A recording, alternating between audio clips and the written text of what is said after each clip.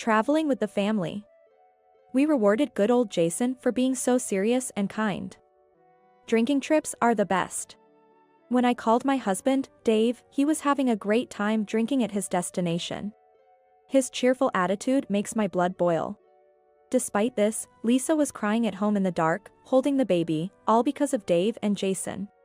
Lisa's hair was ruthlessly chopped off, and the left side of her head was almost completely shaved. She didn't even have eyebrows left. It seems that the two men punished her for having an affair. Chill out, Dave snapped. I couldn't believe that Jason, who seemed like a fine young man, could commit such a heinous act. I don't need this family, these memories, nothing at all. I've decided to leave Dave and Jason as well. I don't have any regrets or emotions left. I am Marilyn. I'm a housewife in my late 50s who finds my work to be my passion. Right now, I'm extremely elated. That's because my only daughter, Lisa, is getting married. Today, Lisa's boyfriend, Jason, came to greet us at our home. My husband and I, along with Lisa and Jason, sat facing each other. Jason sat straight like a student at a job interview, blinking a lot, clearly nervous. I fell for Lisa, my reliable senior, and pursued her relentlessly. I almost gave up after she turned down going to movies and theme parks. But bonding over drinks after overtime was what brought us closer. Stop it, that's embarrassing. You don't need to share that much. Jason scratched his head shyly. Really? Sorry, I thought I should tell your parents about our meeting. The two of them have a senior-junior relationship at work. Lisa is 4 years older than Jason and is turning 30 this year. It's one of those older wife stories. He seems like a kind-hearted man, so it might be a home where Lisa takes the lead. Jason must be very nervous. His hand was slightly trembling as he lifted his coffee cup. After drinking his coffee, Jason declared, I will, without a doubt, make Lisa happy. Jason, please take good care of Lisa. Yes, of course. I was relieved to see that my daughter's future husband seemed sincere. After seeing Lisa and Jason off at the front door, I returned to the room. While Jason had been nervously sitting, Dave was lying on the sofa fiddling with his phone. Throughout the greeting, Dave didn't utter a single word. He's usually not very talkative, but he could at least manage greetings like good morning. This time, he didn't even manage a yeah or an okay. He was just looking away with a stern face. It wouldn't be an exaggeration to say that Jason was nervous because of Dave's attitude. During the greetings, I apologized to Jason, saying, he is just nervous. He's not angry, so don't worry about it. I've heard that fathers are often more shocked about their daughters' marriages than mothers. He looked angry, and I imagined he was sulking inside, thinking, I don't want to lose Lisa. It was kind of endearing. Jason seems like a good person. When I mentioned it, Dave grimaced and said, huh? He often stays quiet when in a bad mood, but rarely loses his temper. His sudden grumpy tone made me stiffen. That's a good person? You have no eye for people. He's just sucking up. Look, the booze he brought. It's my favorite. But it's expensive and I don't buy it often. Ah, I hate it. He thinks giving me expensive booze will make me happy. He probably researched Dave's favorite from Lisa to pick the perfect gift. I don't understand why there are complaints after receiving his favorite item. Same company as Lisa, huh? Must be that unnecessarily big, famous company. So what if it's a big corporation? Just because they pay well doesn't mean they can act all high and mighty. Showing off by buying expensive booze, so annoying. Maybe his outburst came from the complex feelings about his daughter's marriage? No, even if he feels sad about losing his daughter, this is too much. Let's stop. We don't know much about Jason yet, and it's not right to speak ill of him. Lisa chose him. Let's trust her. When I made it clear, Dave seemed to deflate. He slumped, looking unsure, and swallowed the words he wanted to say. This is Dave's usual demeanor. He couldn't find the right words and chose silence, but he expressed his mood by slamming doors and clicking his tongue. Occasionally he bursts out like this, but the moment I intervene calmly, Dave suddenly becomes quiet again. It's sad that I can't share the joy of Lisa's marriage with Dave. I remember a similar fuss when Lisa was about to go to college. What? You're going to college? It was May of Lisa's senior year of high school when he first mentioned it. Despite her attending supplemental classes and studying at home all the time, it seems he hadn't noticed. Why? There's no need to go to college, right? It costs money, doesn't it? Lisa explained her desire to pursue further education politely. But whether Dave was listening or not, he was looking in another direction and digging his pinky into his ear. As if to dismiss Lisa's passionate argument, he blew on his dirty fingertip after pulling it out of his ear. Wow, studying, huh? Rather than that, you should start working on site and learn the job. There are college grads my age at my company. But I don't get why they get promoted over me, who's been here longer. All that talk about studying, but colleges are just for playing around. What's so great about being a college grad? His prejudice was astounding. Yet, when I insisted that Lisa should go to college, Dave stayed quiet. Despite his obviously grumpy demeanor, Lisa got accepted into her first-choice college. Dave didn't even offer congratulations. His grumpy attacks don't bother me much anymore, they feel like a normal part of life. And now, this marriage thing has really gotten under his skin, surpassing his usual grumpiness and making him raise his voice. Jason seemed to be concerned about Dave's attitude. Despite his unpleasant demeanor, Jason kept inviting him out for drinks. At first, Dave was stubborn, but as he shared drinks with Jason, he gradually opened up. It was thanks to Jason's willingness to listen. That's why, Jason, I hate people with high education. I have more work experience, yet just because they have a degree, they climb over me. Isn't this world messed up? Yes, Dave. In our dining room, Dave was feeling good. When bringing snacks, I apologized to Jason, saying sorry, but he simply smiled and shook his head slightly. I have high hopes for you, Jason. Despite being a college grad, you're humble. Yeah, that's good. You don't hold a high position despite your education, huh? I see, you must really be incompetent at work, right? Since Dave started to belittle Jason, I hurried to stop him. Again, Jason smiled and said, "It's okay. Look, see? In our house, the wife boss is around. I failed at educating my wife. But there's still hope for you, Jason. Think of the wife as the husband's servant. Don't worry even if you can't achieve results at work. After all, no one else is going to judge us correctly. Rule your home like it's your kingdom. Got it? Ha ha ha. Yes, I understand, Dave. This is the first time I've seen Dave so badly drunk. He might be pleased because college graduates, whom he usually dislikes, are listening to him. Yet, no amount of flattery excuses his harsh words, but Jason kept lifting him up without losing his smile. What a remarkable person he is. He made an effort to get close to his fiancé's father. I was utterly reassured that Lisa's future would be bright. I was completely reassured that they would have a wonderful married life. Dave also approved, and Lisa and Jason got married without any issues. They now live in an apartment about 20 minutes away by train from our house. Soon after, Lisa became pregnant. Coming back home for the birth? No way. Kids are noisy. Lisa had asked to come home for the birth, but Dave flatly refused. It's her first birth, so she must be anxious. I'll cut back on work and support her properly. We won't bother you, please. We're family. Let's help each other. Just that was enough for Dave to pout and fall silent. It's as if I could hear his inner voice saying, I guess I have to do whatever you say. It's not that I want to ignore Dave's feelings. So, I explained how important postpartum support is, but since Dave wouldn't respond at all, I was at my wit's end. She'll be here the day after tomorrow, she'll be here tomorrow, I counted down to let Dave know. And somehow managed to arrange for Lisa to come home for the birth.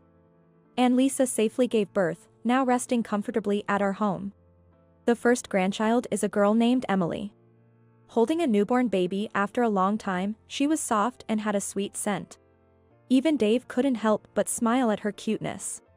He doesn't know how to handle babies and doesn't fuss over her, but he pretends to pass by and sneaks peeks at Emily. After about a month of rest, the day for Lisa to return home arrived. Jason came to pick her up, and I felt a bit sad that this happy time was ending. Jason, it must have been hard on you being alone. Sorry for letting Lisa indulge in coming home. She's been lazing around here as if it's her job. When you get back home, she should make up for all the time she slacked off. Dave probably said that, trying to sound important, treating Jason almost like a subordinate. I was about to scold him, but Jason spoke first. Ha, understood, Dave. Jason seems to have gotten quite used to handling Dave. He agrees to keep the peace rather than cause a confrontation. I don't want to go back. Lisa muttered anxiously. It's unusual for her, who is normally so composed. What's wrong? Before Lisa could say anything, Jason put his arm around her shoulder. You shouldn't always rely on your mom. Lisa nodded, her face straining as if to hold back tears. Maybe she found it hard to leave the comfort of her parents' home. I won't be able to help as much from now on, but with Jason by her side, I shouldn't worry. I've significantly reduced my workload this past month. I made sure to come home early without overtime and even took a few days off. Caring for Emily was not tiring but rather energizing, filling me with motivation for work. At work, they were eager to send me on a business trip. I'm pumped to work hard so I can buy cute toys for my granddaughter. And a few days later, I returned home from the business trip. It's too late tonight, so I'll bring souvenirs to Lisa's house tomorrow and get to hold Emily. While I was excited about this plan, just as I was about to open the door to my house, I faintly heard a baby's cry. It was still a fragile, weak cry. I was happy thinking Lisa had come to our house, but suddenly, my heart felt uneasy. Something was off. Yes, our house was completely dark. When I opened the door, the crying became louder. There was no doubt about it, Emily was inside. Yet, why were there no lights on anywhere? Lisa, are you there? There was no response, only Emily's crying echoing through the house. I kicked off my shoes and hurried through the house. When I opened the living room door, I could vaguely see a figure in the dark. Tentatively, I turned on the light. Ah! I gasped and recoiled in shock.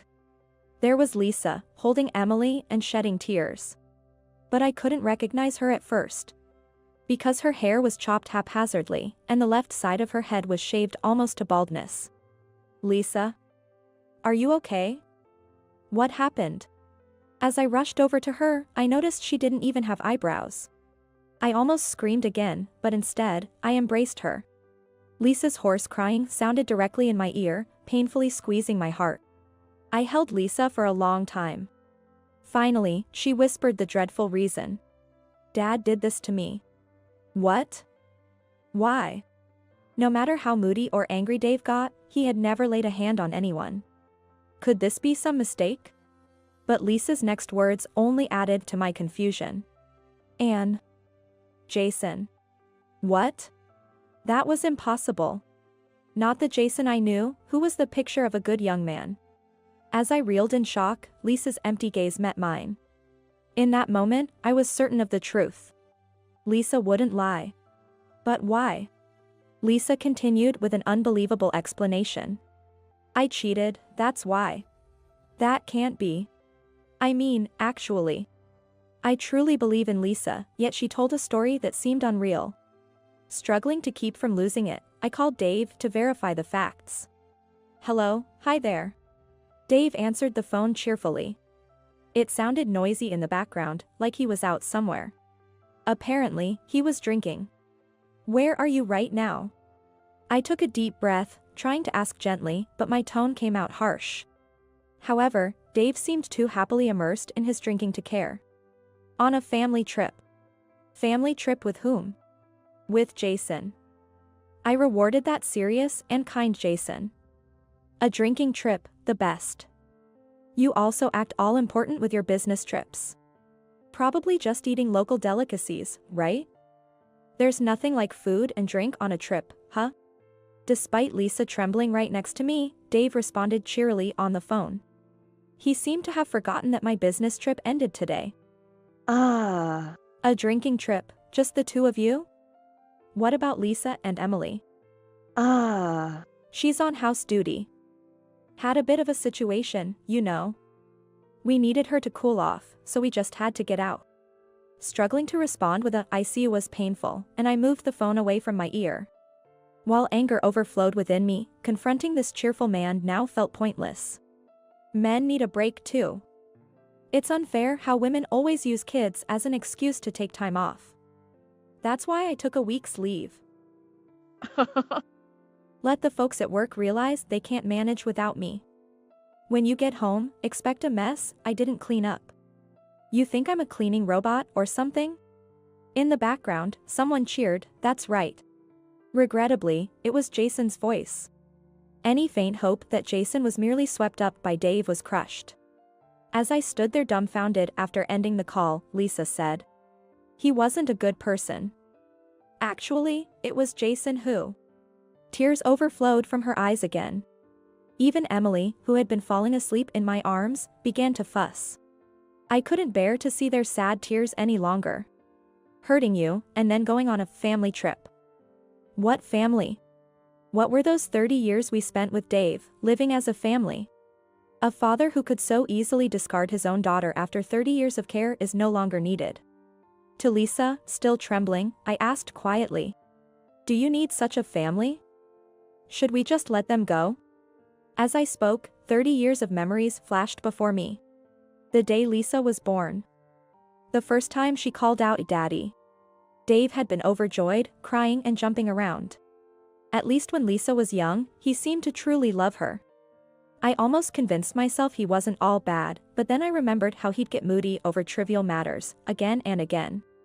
He once left Lisa and me in a distant park because she called Mommy more often than Daddy, sulking abruptly. The bad memories outweigh the good by 100-fold. And now this treatment of Lisa. As a family member, Dave was no longer necessary. Lisa, still shaking, looked me in the eyes, her resolve clear. "I don't need him." Hearing her reply, I nodded deeply. We don't need them, not this family, not the memories, nothing. I resolved to discard Dave and even Jason. No remnants of attachment or affection remained. A week later, my phone was bombarded with calls from Dave. Out of annoyance, I finally answered. Bracing for a shout, I lightly covered my ear, but Dave's voice lacked its usual force, almost tentative. The house, it's not, here." When I didn't respond immediately, Dave continued, increasingly bewildered. "I'm pretty sure I'm at the right place, but there's no house, you know?" "Right, Jason, there's no house, right?" "No, there isn't." He must have felt like he was in a dream. Anyone would be confused if something as fundamental as their home had vanished. When they returned to the familiar place where our house once stood, there was nothing left. No gate, no flower beds, not even the large house itself. Just a clean, empty plot of land. Ah, that plot, I sold it. You sold it? What do you mean, sold it? Dave's voice cracked, the reality hitting him.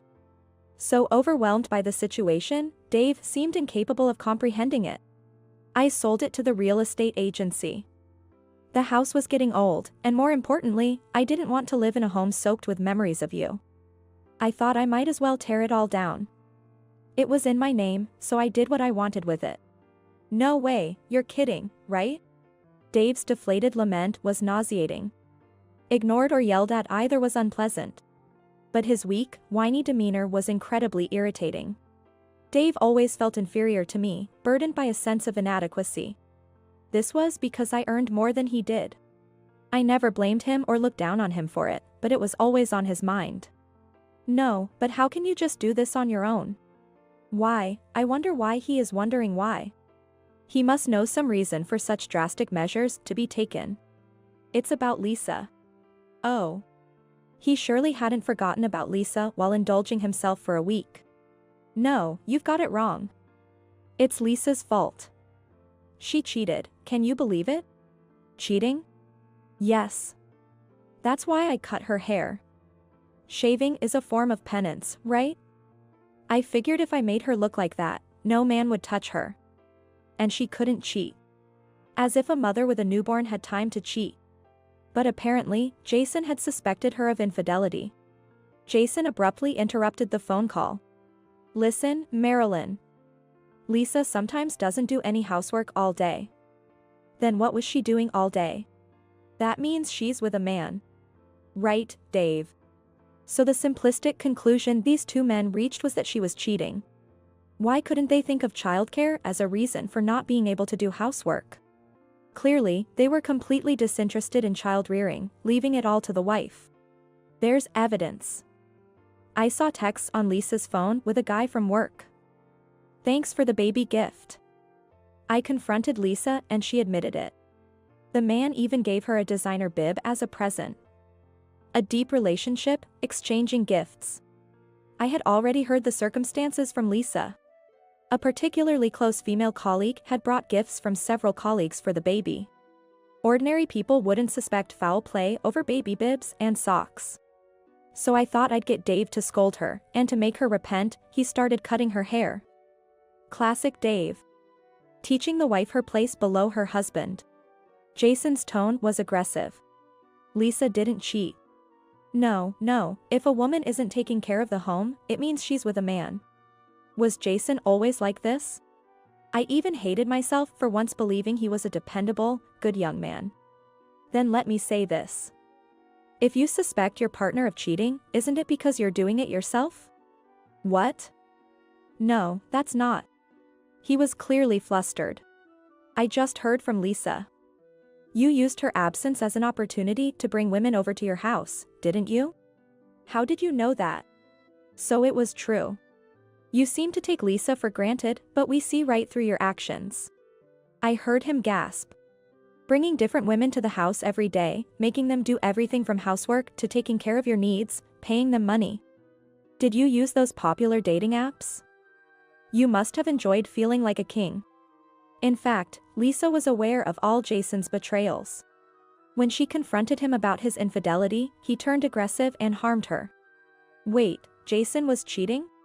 Despite Lisa's accusations, the foolish Dave had completely trusted Jason. Perhaps Dave favored Jason, the son-in-law who had grown close to him, over his own daughter. Are you kidding? Oh, so Jason cheated in retaliation because Lisa cheated? Jason fell silent. Even if he was influenced by Dave and his personality changed, it doesn't excuse the egregious mistakes he made. Since when does anyone destroy a house out of spite for infidelity? Dave still doesn't grasp the gravity of his sins. It's not just about the cheating. I'm angry because you hurt Lisa. Even after all this, Dave and Jason seemed nonchalant. What? She was injured? I don't remember cutting her ear with scissors. I used a hair clipper for the first time, it was quite easy. Maybe I could become a barber. The conversation was going nowhere. Lisa had to face them alone and ended up being hurt. She must have been terrified. She surely worried about Emily possibly being harmed too. Anyway, I've had enough of you, Dave. As you can see, you have no home to return to. Since you seem to prefer Jason over Lisa, let him take care of you. All your belongings are at Jason's place now. Of course, neither Lisa nor Emily is there. Upon my declaration, I heard two voices utter dismayed. Oh no. I had braced for a furious reaction, but perhaps the shock of coming home to find their house gone was too much to grasp immediately. After hanging up, it wasn't long before the two arrived at Jason's apartment.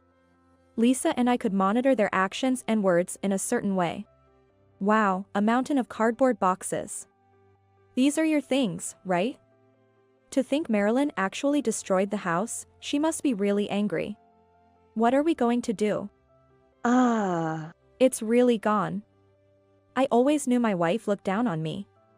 She may have an education and earn money, but as a wife, she's a failure. He continued to insult me even now. Wait, so Jason was cheating for real? And it wasn't Lisa's fault? I did give money to women for fun. Dave held his head in dismay. Why did it get out? If you're going to fool around, you have to do it smartly.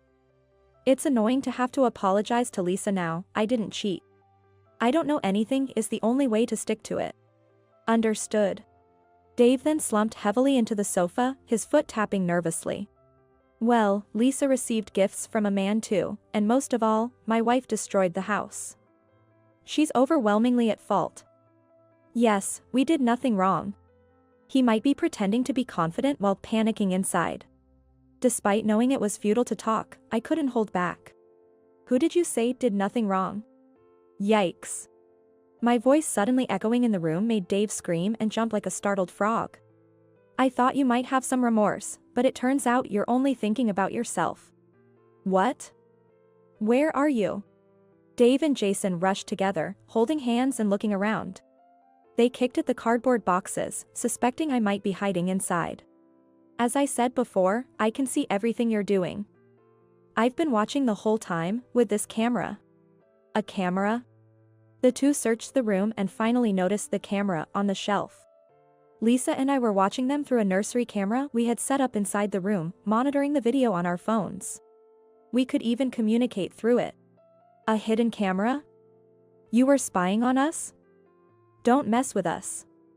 That's a lie. Jason's face, twisted in anger, filled the screen in close-up. As Lisa clung to me, she took a deep breath and declared resolutely. That's not eavesdropping. It's merely a camera to watch over the child. Eavesdropping is eavesdropping. How dare you, woman? Next time, shaving your head won't be enough, I'll make those eyes of yours useless. Confronted with this raging Jason, I was at a loss for words. The mask of the good young man was shattered completely. On the last day of her hometown visit, I remember Lisa's profile as she whispered, I don't want to go back. Apparently, after their marriage, Jason had changed. Although both Lisa and Jason worked, Jason slowly started to assert that housework was the woman's responsibility. And that a woman should serve her husband. Unexpectedly, the nanny camera captured Jason's abusive language and his infidelity. Oh, what a shock. From a safe place, Lisa maintained her composure, provoking Jason's nerves. Enraged, Jason grabbed the camera and slammed it onto the floor. The camera, now on the floor, captured Jason stomping furiously. Don't mess with me. How dare a woman try to trap me? Don't underestimate men. Despite graduating from a prestigious university and working for a significant company, Jason's behavior was childish. I thought he was just going along with Dave, but perhaps he genuinely resonated with his statements. Jason, do you have a complex about yourself? Is it because Lisa earns more as she is your senior? If so, instead of attacking others, you should enhance your skills and aim higher. It's because he lacks the ability, so he blusters, Lisa murmured. While stomping like a child in a tantrum, Jason continued to hurl vile words, denigrating Lisa's character. How dare a woman be so presumptuous? A barrage of unbearable abuse followed. After listening for several minutes, Lisa softly said, "This camera has a recording function, you know." Instantly, the verbal abuse stopped. The abusive language shifted to pained crying, "I didn't mean it like that. I love Lisa, so I was just being indulgent." He began to backtrack. There is nothing more nauseating than the tears of someone who had been arrogant just moments ago. Lisa and I felt sick and ended the call. Jason dragged Dave in front of the camera, and together, they started to apologize. An apology like a performance now is too late. From here on, this is what I heard from Lisa. The next day, Jason showed up to work with a haggard expression. It was his first day back after a week of leave, and the stares from his colleagues seemed to pierce through him. What's wrong? Are you worried about my swollen eyes? It looks a bit like conjunctivitis, doesn't it? His eyes were red and swollen from crying during yesterday's apology. Even as he tried to laugh it off, the cold stares from his colleagues continued. For some reason, he seemed crushed by an atmosphere filled with overt hostility. Then Lisa showed up. Though it wasn't strange for her to be there, as she was an employee of the same company, Jason looked as if he had seen a ghost. "Why are you here?" Jason screamed. "I came to thank everyone for the baby gifts." "What? Now? You don't have to do that now. Don't show your scary face here."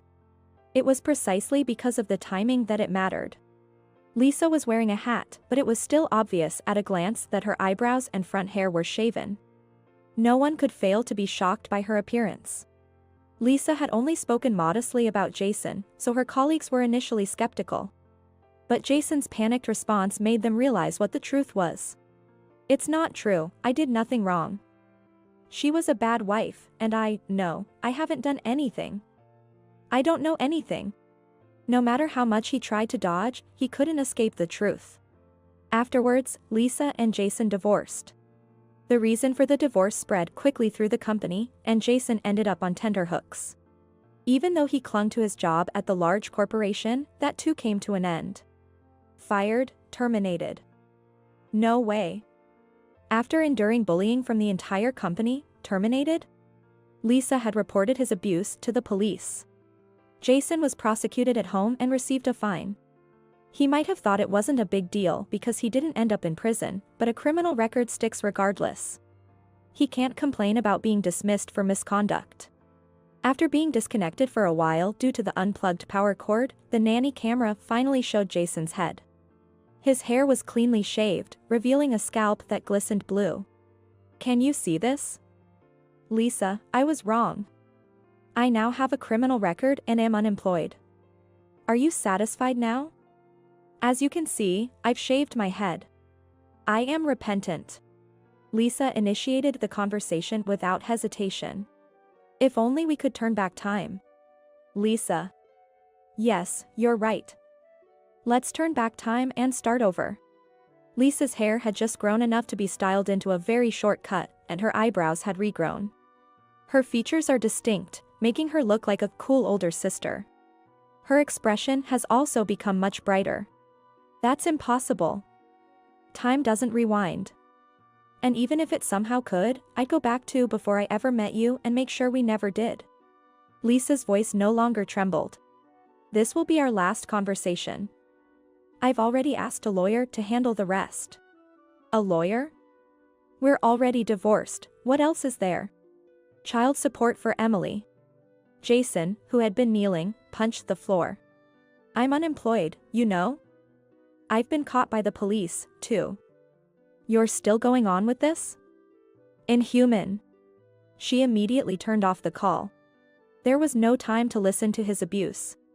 As for Dave, the cause of all this turmoil, he's been resisting divorce from me, groveling. Dave was also dismissed from his long-term job due to his criminal record from assaulting Lisa. Now without a home or job, he likely doesn't want to lose his family as well. He's even ambushed me near my workplace. I got mad because Lisa earns more than me. I thought I'd discipline her with Jason, sort of teach her a lesson. I may have gone too far. But I meant no harm. It seems Lisa was attacked due to his inferiority complex. You meant no harm? That's right. I had no bad intentions. I'm shocked it's turned into such a big deal. Having the police involved in family matters is terrible. But I can forgive that. It's unclear why he thinks he's in a position to forgive. Hurting someone without malice is even more terrifying. You don't understand what you did wrong, so there's no chance for rehabilitation. I can't bear to be near such a dangerous person. I gotta protect my precious daughter and granddaughter from being harmed again. But Lisa is my precious daughter too. Are you trying to take her away from me unilaterally? We're family, aren't we? It's infuriating to hear him talk about family. Dave shamelessly clung to me. Where are you guys living now? Let's live together as a family again. I have nowhere to go. When I tried to return to my parents' house, they said, "You are no longer a son to us," and wouldn't even open the door. Did Lisa tell on me? Even my dad has abandoned me. So I have no one but you guys to rely on. Lisa had informed my in-laws herself about what happened. Her grandparents had been so shocked by her pitiable state that they became dizzy. Even if he is their biological son, they would not welcome Dave, the mastermind. Ultimately, Dave has no place to go. He pathetically settled in the empty lot where our house once stood, spending several days on the bare earth. Of course, he was reported as a suspicious person to the police and lost that spot too. In the end, Dave ended up at Jason's place. Though the living room camera had been unplugged, the bedroom camera was still connected. Hey, haven't you found a job yet? I guess people without a degree really are no good. What? You're just a temp worker. I get hired even with a record because I'm smart. Unlike someone who can't even get a temp job with a record. Such petty squabbling ensued. Despite their bickering, they surprisingly seemed to get along. Quietly, Lisa deleted the nanny camera app. There was no longer any interest in spying on their fate. It looks like they'll soon be unable to pay the rent on the apartment from just Jason's part-time job earnings. And they'll end up homeless together. Meanwhile, I live peacefully with Lisa and Emily. More than 6 months after the incident, Lisa's hair had grown enough to cover her ears. As her hair grew longer, her smile gradually returned to its former brightness. I was worried she might become withdrawn, but she didn't want to waste her maternity leave. She's been energetically going out with Emily, showing how resilient she has become. There was something to learn even from such a father. There are things more important than education or income. As Lisa stroked Emily's head, her face radiated genuine kindness. Opening her small mouth wide to reveal 2 little teeth, Emily smiled brightly. I want to protect this smile. Catching each other's eyes, Lisa and I surely shared the same sentiment. You're so inefficient. That's why it takes you forever to do the housework. I pretended not to hear and ignored him. Unfazed, Lucas carried on with his words. It's true what they say, women who quit after middle school are just plain dumb. You're an eyesore, so please just go somewhere else. Though I was infuriated, I chose to continue ignoring him. Finding it unamusing that I didn't react, Lucas came over to me deliberately to keep spewing insults. You've been listening all this while, right? I don't want to be around someone incompetent, so just disappear already. What do you mean all this while? Stop it with these insults. We're not children here. Seemingly pleased to finally get a reaction, Lucas smirked and said. Shut up. You're the lowest of the low, don't act like you're my mother. At those words, I realized there was no need to hold back anymore. That's right, your real mother is that woman, after all. What? My name is Olivia, and I'm a homemaker. I married my husband, Brandon, 7 years ago, and we've had a good relationship. However, there was one issue. It was Brandon's son, Lucas. Brandon had been divorced once, and custody was granted to him. The first time I met Lucas, he was 11 years old. Lucas, then in 5th grade, was initially shy, but he quickly warmed up to me. Seeing this, Brandon started to consider marriage seriously. We would go shopping together and took family trips, building a good relationship despite not being related by blood. Now, Lucas is 18 years old. He's in his senior year of high school and going through a difficult age. I was struggling with how to interact with Lucas. Back when Lucas was in middle school, he was quite smart and good-looking. Apparently, his good looks made him quite popular. Though he didn't report every detail to me, I noticed letters from girls, presumably admirers, carelessly left on his desk several times. During Valentine's, he would come home holding more chocolates than he could carry with both hands. On the day of his middle school graduation, Lucas invited several close friends over to our house after the ceremony. And they seemed to have a great time chatting. I decided to bring them some snacks and drinks on a tray, and as I approached Lucas's room to knock on the door. At that moment, the conversation I overheard made my body freeze in place. But that was cruel, man. How could you say such awful things?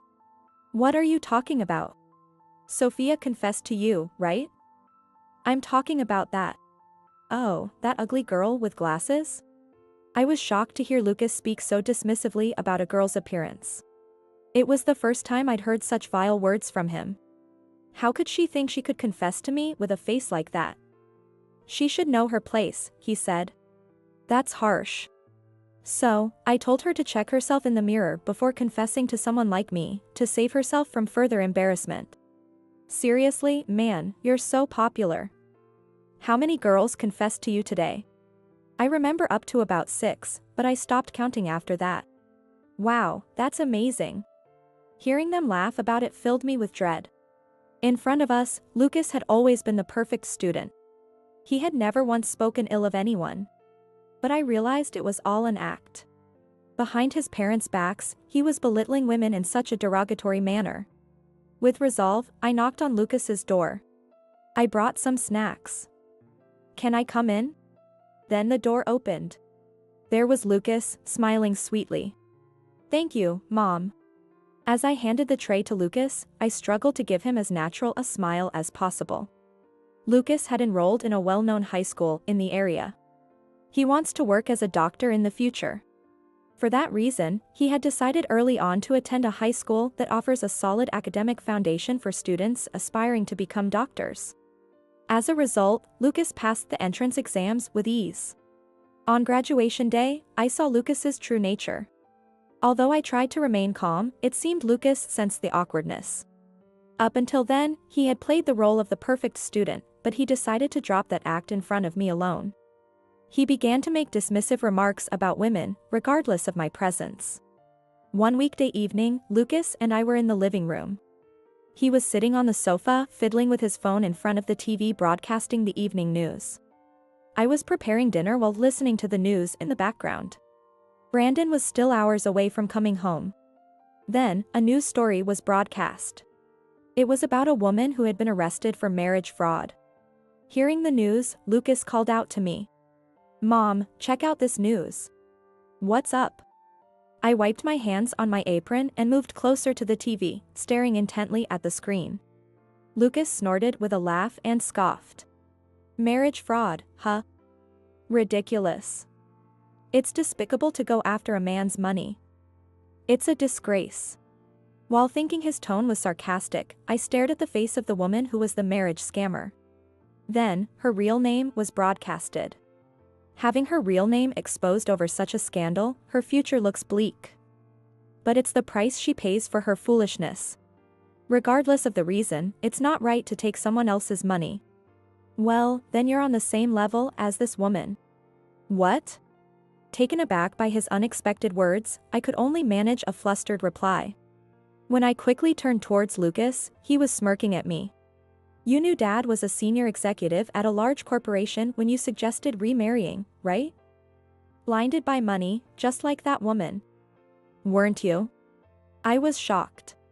When Lucas was young, I treated him as my own child, even though we were not related by blood. I thought he cared for me too. Even in middle school, I thought we had a good parent-child relationship. Yet, he believed I married Brandon for his money. That's not true. I love your dad and always wanted to be with him, and I've treated you as my own child. Easy to say. It's true. Your dad would only remarry someone who could get along with you. He can spot someone who's after his money a mile away. And he wouldn't want to be close to someone like that. You played it well, didn't you? Knowing Dad prioritizes me, you used me as leverage to marry up. You're just a femme fatale. Why think in such a twisted way? Because women deceive men and leech off them. You're living off Dad's money without working, just a freeloader. That's not true. There's a reason I'm a homemaker. Cutting off my words, Lucas spoke with increased intensity. You're no better than that marriage fraudster we just saw. With a huff, Lucas smugly walked to his room. This was the first time I had been directly targeted with such malice. He insulted me as a freeloader, thinking I married Brandon for his money. I never expected such harsh words from someone I raised as my own son. Stunned, I just stared blankly at the door Lucas had exited through. The news had long since switched topics, but I couldn't hear any of it. At dinner that day, I struggled with whether to tell Brandon about Lucas's verbal abuse. This isn't just a phase of rebellion. I believe it's a fundamental issue with Lucas's character. However, if I don't explain it well, there's a chance Lucas might misunderstand again. I can easily imagine him saying, "Women have it easy," thinking they can just rely on Dad to sort things out. Dumb people think they'll get help just by crying. These are the kinds of things I feared he would say. In the end, I couldn't bring myself to say anything to Brandon that day. Lucas seemed to understand this too. The three of us sitting at the dining table. It appeared no different than the day before. Except for Lucas occasionally casting condescending looks my way. The meal tasted bland that night. From then on, whenever it was just the two of us, Lucas made belittling comments. However, he never showed such behavior in front of Brandon. It's clear that he's targeting just me. He continues doing this, knowing that I won't talk back or tell Brandon. Lucas seems to hold typical misogynistic views. Being around someone with such beliefs could influence him, perhaps. However, Brandon does not look down on me for being a homemaker. Instead, he always expresses his gratitude, saying there is never a day off for housework. Thank you for keeping our home every day. He was far from a misogynist. It was puzzling where Lucas had picked up such outdated ideas. On one day off, with Brandon out, only Lucas and I were at home. Since the day he had hurled insults at me, I had tried to avoid being alone with him. I'll finish the chores quickly and go to the bedroom, I thought. As I was thinking this, Lucas, lounging on the sofa, started speaking loudly on purpose. You're so inefficient. That's why housework takes you forever. I pretended not to hear and ignored him. Unfazed, Lucas carried on with his words. It's true what they say, women who quit after middle school are just plain dumb. You're an eyesore, so please just go somewhere else. Though I was infuriated, I chose to continue ignoring him. Finding it unamusing that I didn't react, Lucas came over to me deliberately to keep spewing insults. You've been listening all this while, right? I don't want to be around someone incompetent, so just disappear already. I sighed deeply and looked at Lucas's face. What do you mean? Stop it with these insults. We're not children here. Seemingly pleased to finally get a reaction, Lucas smirked and said. Shut up. You're the lowest of the low, don't act like you're my mother. At those words, I realized there was no need to hold back anymore. That's right, your real mother is that woman, after all. What? No, never mind. Confused by my words, Lucas stood there dumbfounded. Although he might have wanted to know the reason, I simply said, you don't want to see my face anymore, right? And decided to leave the living room. Lucas's verbal abuse continued as usual. He must have been upset that I had stood up to him that day. Lucas's words became increasingly harsh over time. However, I continued to ignore him with a poker face. After all, I thought, there's no need to care about someone who would speak so cruelly to his mother, even if she is his stepmother. And those words. Don't act like you're a mom. You're the lowest of the low. It hurt me deeply. Being spoken to like that, I lost all desire to treat him as a mother would. At 18, he's practically an adult, and if he feels that way, I don't need to make any further effort. I decided to only provide the minimal necessary care. I never thought of myself as overprotective, and in front of Brandon, I'd continue playing the part of a good family. This incident made me realize that I tend to hold grudges. Lucas seemed displeased with my demeanor when we were alone. Perhaps he thought I ignored his insults because I was weak. Or maybe he thought I was appeasing him, worried that Brandon might leave me if I treated his son badly. However, me showing a bit of backbone might have made him feel like he was being looked down upon. Of course, I wasn't belittling him. But it seemed he didn't take it that way. In fact, I neither pushed him away nor did I coddle him. My attitude might have irked him even more. Hey. Lucas started to speak to me. I glanced at him sideways, wondering whether to ignore him. His demeanor wasn't the usual condescending one, nor was it the perfect student act he put on for Brandon. He looked serious. What did you mean by what you said before? What are you talking about? I genuinely didn't understand and asked Lucas to clarify. Thinking I was dodging the question, Lucas seemed a bit irritated and asked again. I mean, when you said your real mother is that woman. What was that about? Oh, that. I finally realized. He remembered something I had muttered. For a moment, I hesitated to tell the truth. The story about Lucas's real mother wasn't a pleasant one. Glancing at Lucas, I saw he was waiting for my words with a serious look. He was an adult now. Perhaps it was time to tell him the truth. I decided to tell him the facts. Do you remember the news we watched together? The one about the woman arrested for marriage fraud? Yeah, I remember. They showed her face and even broadcast her real name. What does that have to do with my mom? That woman is your real mother. What? Lucas stared at me, his eyes wide open. Initially, his face showed shock, but soon confusion and suspicion appeared in his eyes. It was clear he felt disbelief, not wanting to believe it. What are you saying? Are you trying to get back at me for all the awful things I've said? You really are a wicked woman. Panic was evident in Lucas's voice. I wish it were a lie, but it's the truth. Lucas's expression was one of sheer despair. He looked so defeated, as if he might collapse at any minute. When I saw that news, I recognized the woman's face. I was wondering who she was when they broadcast her name, and I thought she might be your real mom. Your dad also saw the news online and confirmed it, so there's no mistake. But why do you know what my real mother looks like? Have you actually met her? I had decided to answer all his questions truthfully when this conversation started. Lying here would only raise suspicions. I've never met her in person, but your father showed me photos and told me about her. He warned me to run if she ever showed up. Run? What do you mean by that? I relayed to Lucas the story Brandon had once told me. Even if it was a harsh reality for Lucas.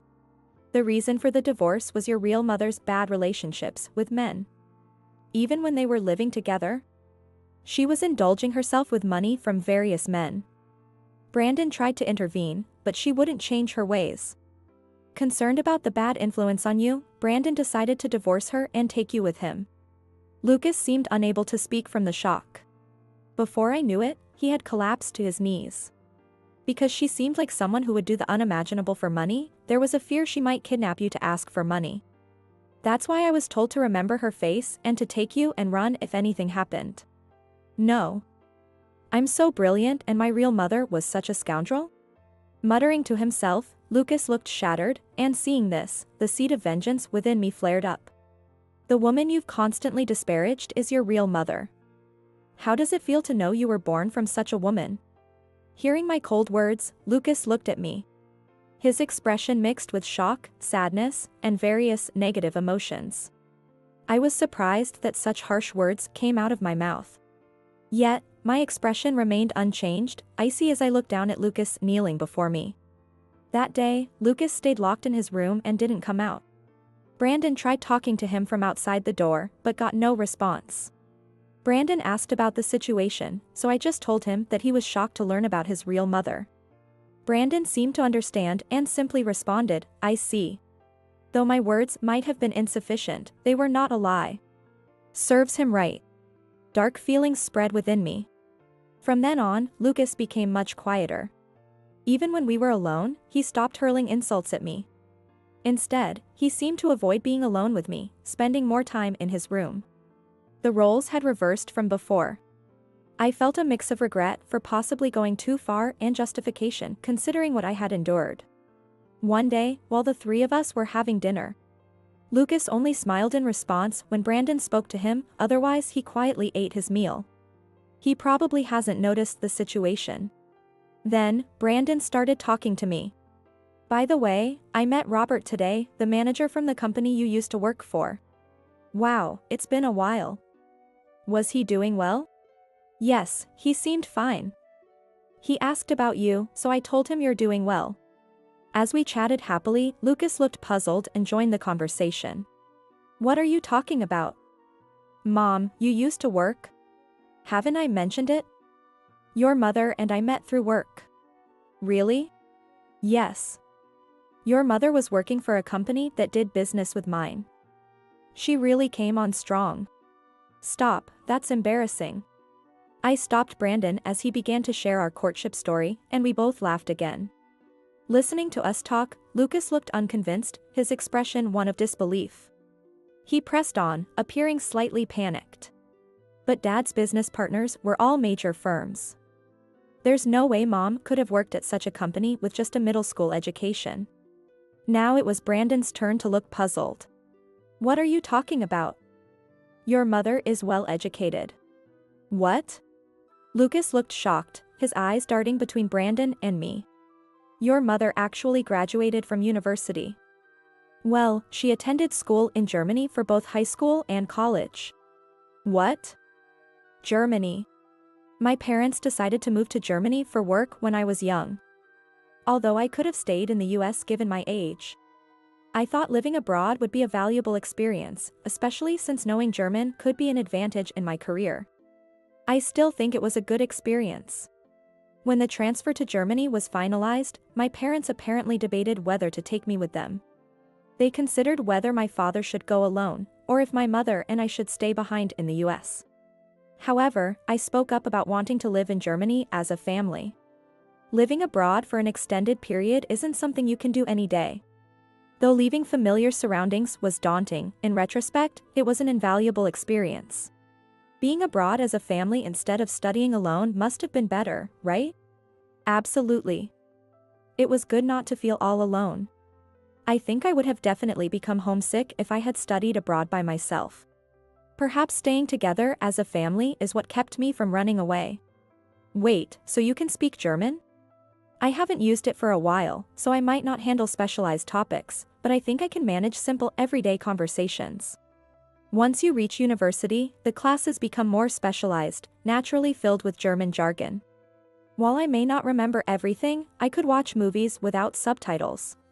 In fact, I also worked as an interpreter. I can speak a bit, but not as fluently as Olivia, so I was always a bit jealous. Should we make it a rule to speak only German at home? If we do that, our conversation might dry up real quick. Contrastingly, Lucas muttered to himself, looking a bit upset. I always thought Mom was just a middle school graduate. Why would you think that? Anyway, not going to high school isn't a bad thing. It's not always about academic degrees when it comes to working for others. Brandon chided Lucas with a tone of mild exasperation. But if you have such impressive academic credentials, why didn't you continue working? That's... As I hesitated on how to explain, Brandon started speaking, cutting me off. It's okay, I'll explain. Lucas, you know about your real mother already, right? Yes. Lucas nodded. He then cast his gaze down at the table. To be honest, her actions were quite a shock. There was a time I couldn't trust women anymore. Brandon began speaking slowly, choosing his words carefully. At first when I met him, he had just divorced and was visibly exhausted, both mentally and physically. He had bags under his eyes and had confided in struggling to soothe his son, who would often cry at night in the absence of his mother. However, after meeting Olivia, I was saved. She tried to understand my pain. Seeing you playing happily with Olivia, I realized you needed a mother. That's why I decided to remarry. Lucas remained silent, looking down.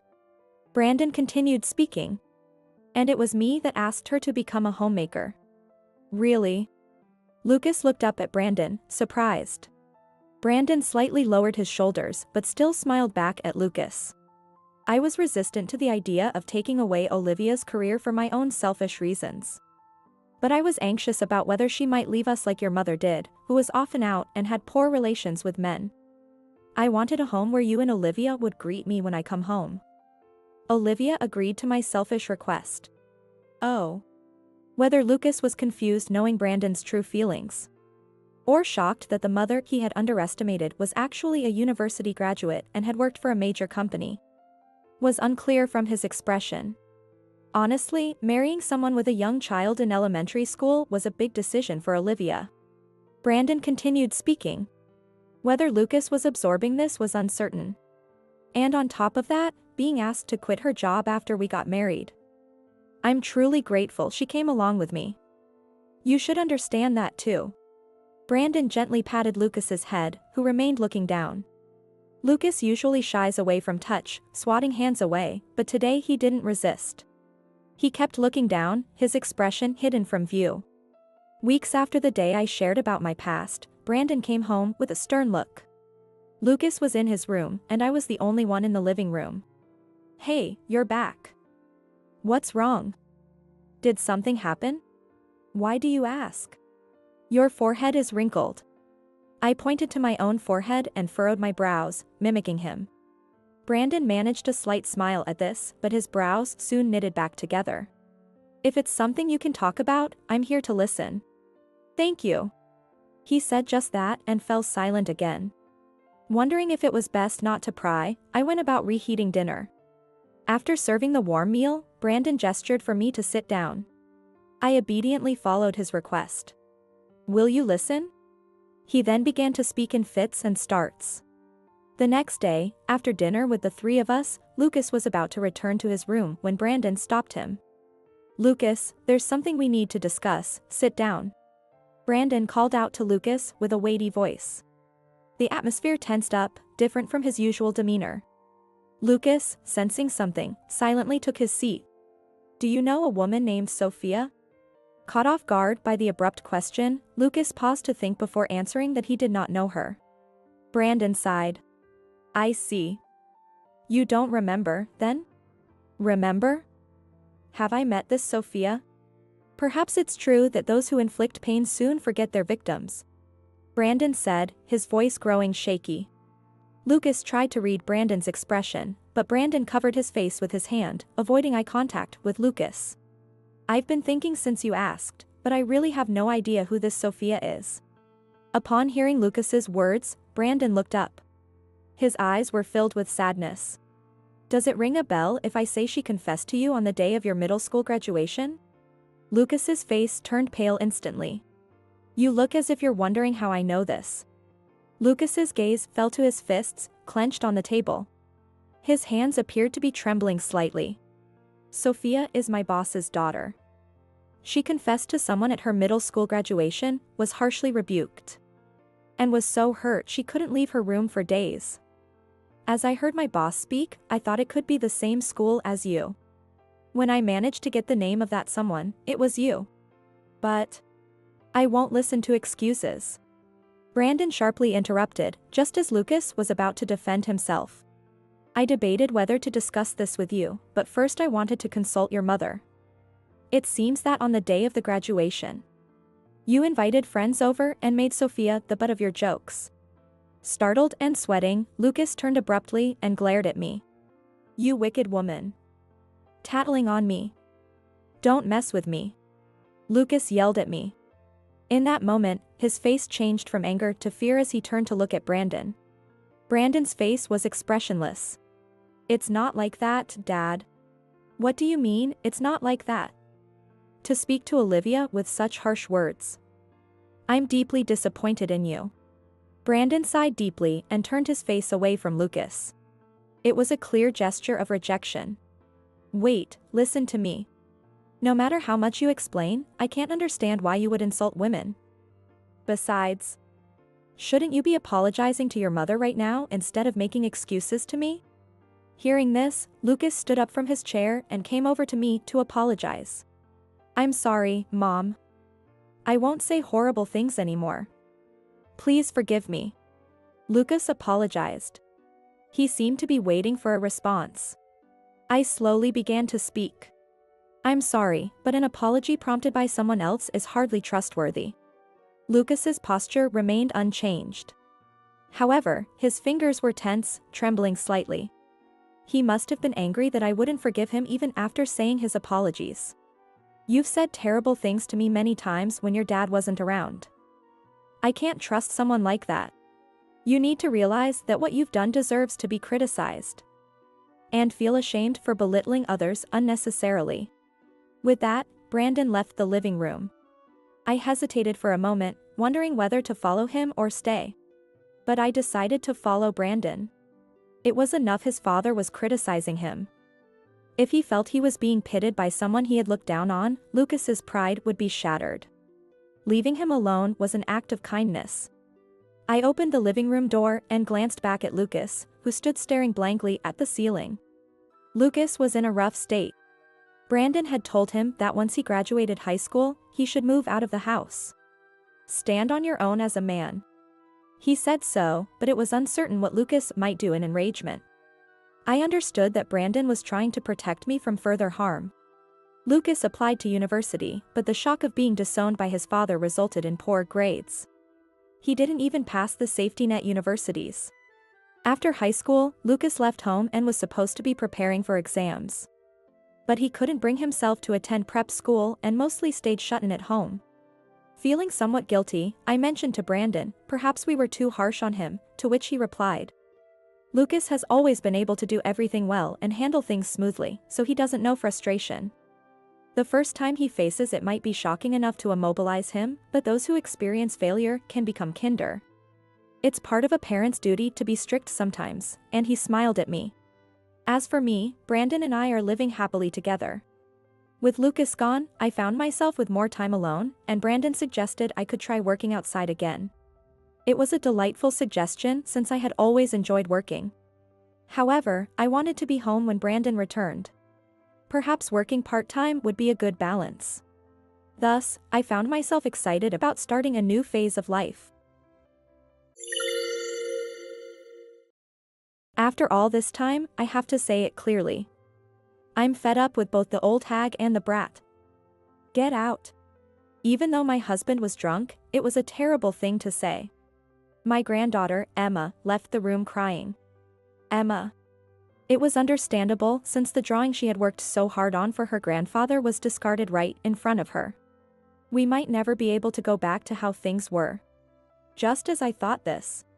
The doorbell rang. Who could it be at this hour? Could it be? Margaret, it's been a while. Sarah. Why are you here? I stood there, dumbfounded. Then my husband spoke again. I'm sick of old people like you. What do you mean? You two can't possibly be. My sister Sarah looked down at me with a malicious smile. Margaret. I'm dating your husband. What? That's right. I'm sorry. I'm going to remarry Sarah. I couldn't comprehend the sudden declaration, and I felt cold sweat might break out all over my body. Before I knew it, my hands and feet were trembling. I'm sorry. I'll take your husband, Margaret. Sarah watched me tremble in shock for a while as if it amused her. I couldn't stay like this. I will have my revenge against my husband and sister. This is where my grandchild's and my revenge began. My name is Margaret Hamilton, I'm 60 years old. I live quietly with my recently retired husband, Frank, a little away from the heart of New York in a peaceful residential area. I used to run a flower arrangement class there, making use of my qualifications. It's often said that many couples grow apart after retirement, but it didn't seem to be a problem in our house. Although it was a bit bothersome that my husband started seeking more attention from me than during his working days. At first, I was puzzled, but maybe that was also something fresh and possibly good. He was enjoying his hobbies such as chorus and chess, leisurely, and I genuinely enjoyed interacting with the friends I met in my class. Thus, walking at our own pace into this second phase of life wasn't bad. Just as I started to feel this way, an event that would change our lives occurred. What? Michael had an accident. That can't be. Could it be a mistake? My hand trembled as I held the receiver, my mind going blank. I couldn't believe it. My husband also seemed unable to grasp the situation, standing there in shock. 3 days ago, our son and his family had taken advantage of Labor Day to go on a trip with their daughter, just the three of them. The accident happened on their way back from a beautiful autumnal mountain destination in the north. It was unbelievable. Please, God, let them be safe. Just spare their lives. With a prayerful heart, we hurried from our home to a hospital in the northeastern region. But what we found there were the lifeless bodies of our son and his wife, already cold. It can't be true. No. Michael. Michael, wake up. The cause of the accident was apparently a large truck whose driver had fallen asleep and veered into the oncoming lane.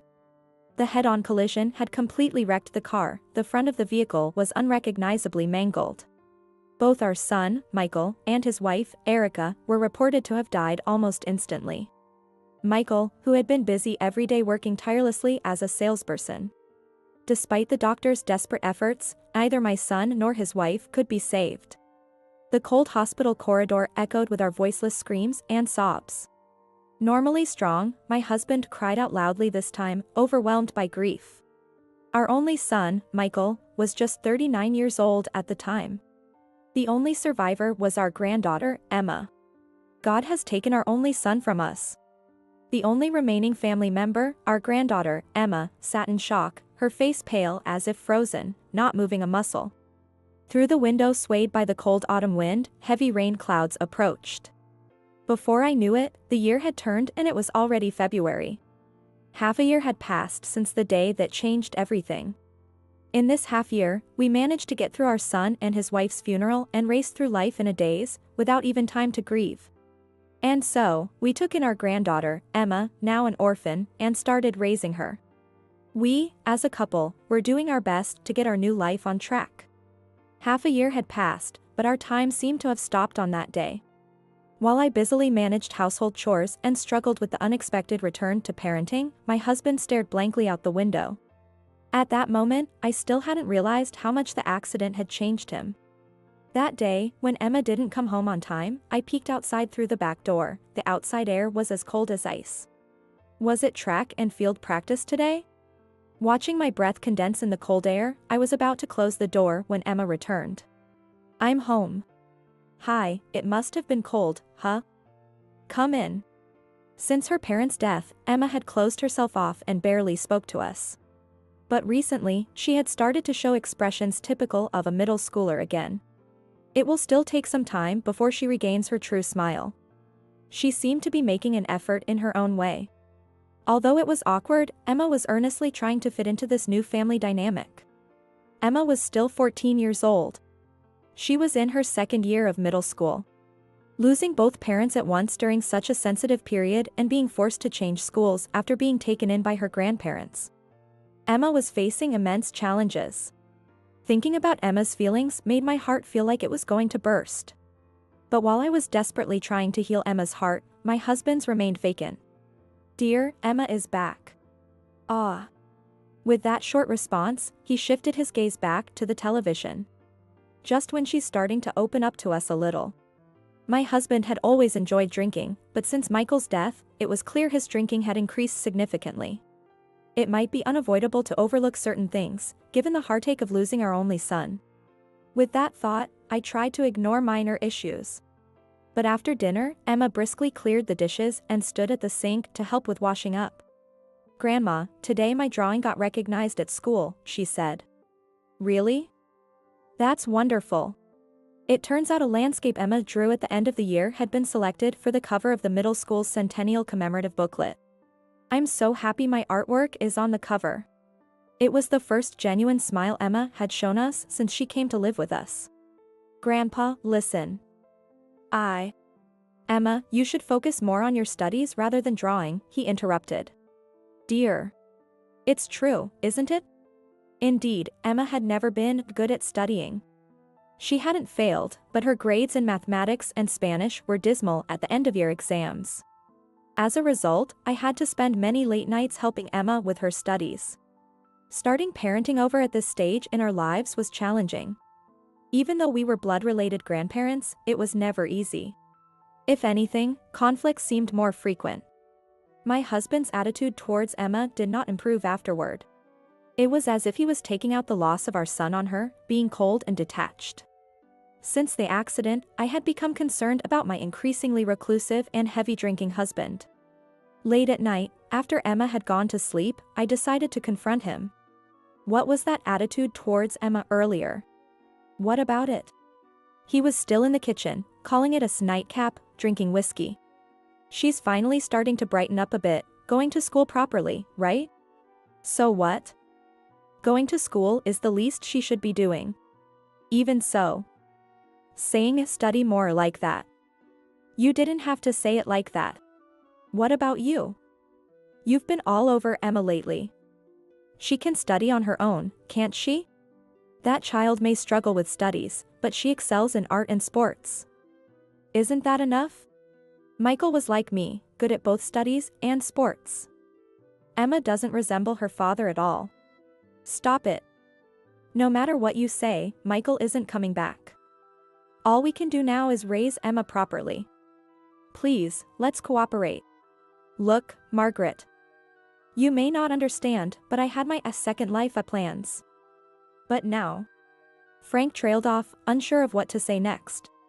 Never mind, it's over. Originally, Emma was supposed to be a precious treasure for us. But the death of their son and daughter-in-law cast a dark shadow over the relationship between us and our granddaughter. I quietly went to check on Emma in her room. "Sorry, Emma." A single tear rolled down her cheek as she breathed quietly in her sleep.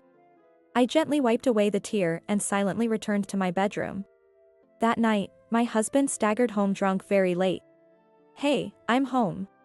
Where have you been until this late? Does it matter?" "It's none of your business." In recent months, under the guise of a stress relief, my husband had been drinking out every night. Naturally, conflicts and arguments within the home had increased. My husband has become like a completely different person lately. He staggered into the living room and sloppily slumped onto the sofa, demanding, "Bring me some water." I handed him a glass of water with a resigned expression. He drank the water greedily and then said something unexpected. "Today, I met your sister at the bar." "What?" "Sarah." I felt an uneasy stirring in my chest. "Sarah and I are sisters, but we have different mothers, we're half-siblings. There's a significant age gap between us. Sarah, the child of my father's second wife, is 13 years younger than me, at 47. Though she is single, she maintains a youthful beauty and is often called a ageless beauty due to her looks. A few years ago, she launched a successful cosmetics brand called Jupiter and even got featured in magazines. While it can't be said that my sister isn't beautiful, she's what you might call an evil woman, using men to climb her way up. Because of this, she's had endless troubles with men since her youth. I'd be lying if I said I wasn't a bit envious of her flamboyant social life. Fortunately, my stepmother, who was her biological mother, raised us without favoritism. Maybe that's why I was able to avoid feeling inferior to my stunning sister. It's hard to believe that the cosmetics brand Sarah runs was started with her own funds alone. I always suspected she charmed some wealthy man into becoming her patron and funding it. "Hey, Margaret, have you looked in the mirror lately?" Casually, I glanced at the mirror hanging on the living room wall. Reflected, there was a face far more aged than I had imagined. "Is that me?" I reflexively looked away from the mirror. I couldn't bear to look directly at it. This was the reality.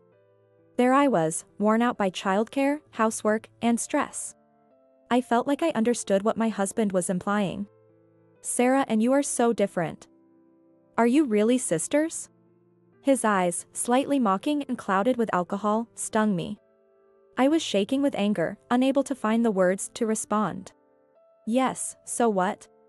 Just saying, your sister remains beautiful with age, unlike someone." Overwhelmed with intense anger and turmoil, I felt dizzy. Managing to suppress the urge to scream, I slammed the door forcefully and left the room.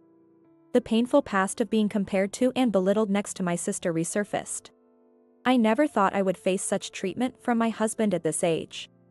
I closed the door behind me and quietly let out a sob. "Grandma." Emma must have heard our argument. From then on, the relationship between my husband and me rapidly cooled. Far from showing remorse, he became increasingly arrogant towards Emma and me. His bad drinking habits persisted, and he even began staying out until morning frequently. Frank had his fair share of relationships with women before we married, and it seemed he had dated several others. I was worried, but there was nothing I could do. Lately, he continued to go out drinking nightly, and I no longer tried to caution him about it. He doesn't listen to anything I say anymore. While I had resigned myself to some extent, I still harbored a faint hope he might return to the kind man he once was. I can't be zoning out like this. Startled, I snapped back to the present. "Thank you, Margaret. I appreciate your class today," said one of my flower arrangement students cheerfully as I smiled and saw them to the door. The studio had been closed for a while after my son and his wife died, but upon reopening, the students quickly returned. Now, conversations with my husband, who no longer paid any attention to the family, were virtually non-existent. He barely spoke to Emma either. The room was filled with colorful flowers, and a sweet scent lingered in the air of the classroom. The interaction with my students was my only joy and salvation for my spirit. After everyone had left, I began cleaning up the tools in the now empty classroom. The deep indigo vase was my favorite. It was something my husband had bought for me a long time ago from a glassmaker in Oregon. I picked a deep red rose from the table and stared at it intently. The luxurious rose flower illuminated by the setting sun through the window. Its resplendent appearance reminded me of my sister, whom my husband had recently met. His words crossed my mind again. "Have you looked in the mirror lately? A woman's worth isn't determined solely by her external appearance. But do I have anything that surpasses Sarah now?" "Grandma." I was suddenly brought back to the present by the call. Today was my husband's birthday. I remembered that I had planned to make his favorite steak for dinner. I turned hurriedly to the source of the voice. Emma had drawn something for Frank. Thank you. I'm sure Grandpa will come home early today, I said, though I tried calling him with no response. It's a special day, and yet. That night, my husband finally came home after 10 p.m. As he passed through the hallway, I could smell alcohol and tobacco on him. He seemed to have been drinking again. Emma, Grandpa's home, I called out to her. Emma was holding something like a piece of drawing paper. Happy birthday, Grandpa. I made this drawing for you. Please take it if you like, she said. It was my husband's 65th birthday. Humph, this is supposed to be me? Doesn't look like me at all. Emma, you really do waste your time on useless things, Frank commented, crumpling up the portrait she had drawn and throwing it into the trash. How could you do that? Emma went to all that trouble to draw it for you, I exclaimed. After all this time, I have to say it clearly. I'm fed up with both the old hag and the brat. Get out. Though he was drunk, those were harsh words. Emma left the scene in tears. Emma. It might be that we can never go back. Just as I thought this. The doorbell rang. Who could it be at this hour? Could it be Margaret, long time no see. Sarah. What are you doing here? I stood frozen in shock. Then my husband spoke again. I'm fed up with an old woman like you. What do you mean? You two can't possibly be. Sarah looked down on me with a malicious smile. Margaret, I'm dating your husband now, she said. What did you just say? That's the situation. I'm sorry, but I am going to marry Sarah, my husband declared suddenly. I couldn't comprehend the sudden announcement, and cold sweat seemed to break out all over my body. Before I knew it, my hands and feet were trembling. I'm sorry, but I'll be taking your husband, Sarah said as she watched me shaking in shock with a sort of amusement. Sarah, do you understand what you're saying? I'm telling the truth, she said with a thin smile as she stood up. That's the situation. So, I'll leave you for now. That night, I couldn't sleep at all, shocked beyond the ability to even cry. For the first time, I realized that humans can be too shocked to weep. Less than a year after my son, Michael's death, Emma and I were plunged back into despair. 2 months later, my husband, Frank, and I officially divorced. It was an all too abrupt end to our married life. After 37 years of marriage, having wed Frank at the age of 24, the divorce was something I had never anticipated. Afterward, relying on relatives, I took Emma and we left the house. Everything precious seemed to slip through my palms. Overwhelmed by a sense of powerlessness, I sought refuge with my uncle's family. Spring was approaching. The early spring breeze gently swept across the meadows. My uncle's ancestral home was located in a rural area along the mid-Atlantic coast. The water in the surrounding fields warmed up, and fresh green leaves sprouted on the nearby gentle hills.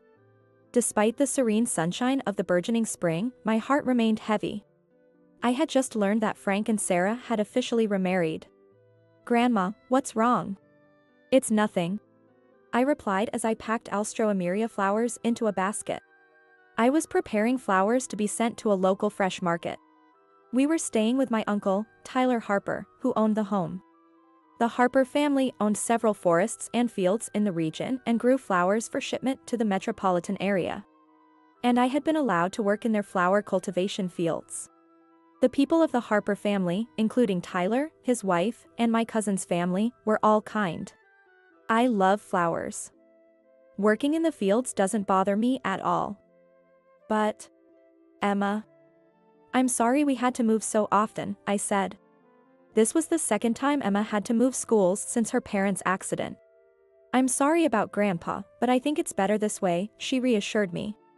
This region was warm and comfortable to live in. Close to both the sea and mountains, the scenic beauty of the area surprisingly appealed to Emma. She became more active in painting than ever, joined the art extracurricular activities at her new school, and started attending painting classes. Although I plan to eventually reopen my flower arrangement classes and establish myself independently. From the death of my son and his wife, to my husband's infidelity, the discord with my sister, and then the divorce. So much had happened in quick succession, and I still hadn't managed to sort it all out within myself. Grandma, there's something I want to talk to you about, Emma said. What is it? About Sarah. Look at this. She showed me her phone screen.